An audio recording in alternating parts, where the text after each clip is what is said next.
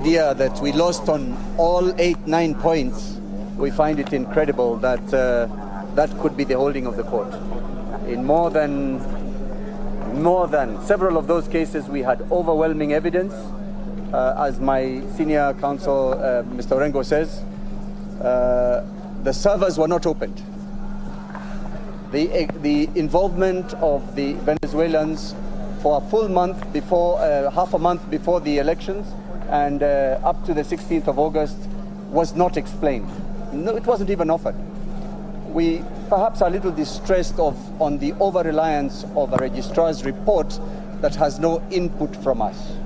That report was completely silent on the failure to open the servers. The servers, repeat, the servers have all the answers. The exact role, we provided evidence that the Venezuelans were downloading documents, creating documents, and generating documents. None of that was touched. But as my colleague says, we hope they'll address all this in the final judgment. As somebody has said, it's incredible that we could lose on all points and they could win on all points. But as Senior has explained, it's probably the ideological aspect of this judgment. Are you still confident on the 21st it will be a different ruling? No. They have tied their hands. They can't get out of it. They have given their final decision.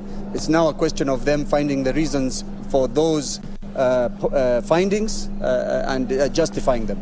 It's not always easy, but I think they have some time to do it.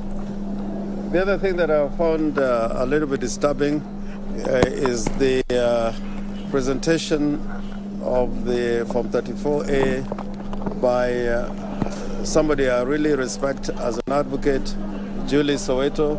It was described as hot hair, but you could see when that evidence was being adduced before the court, how engaged even the justices were.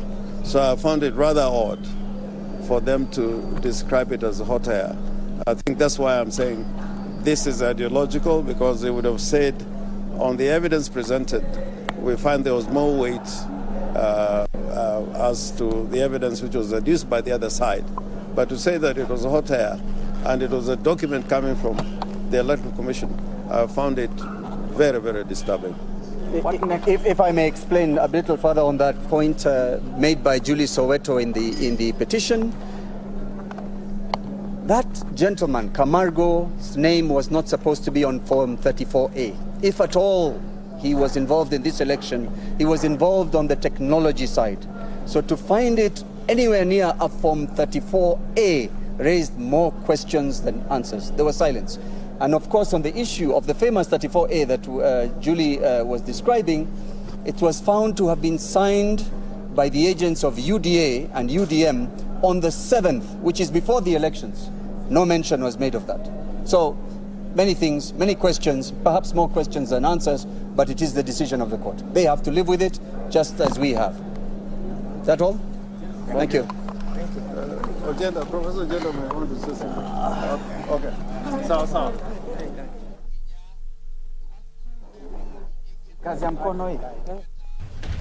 Well, that is the first press conference held by the petition.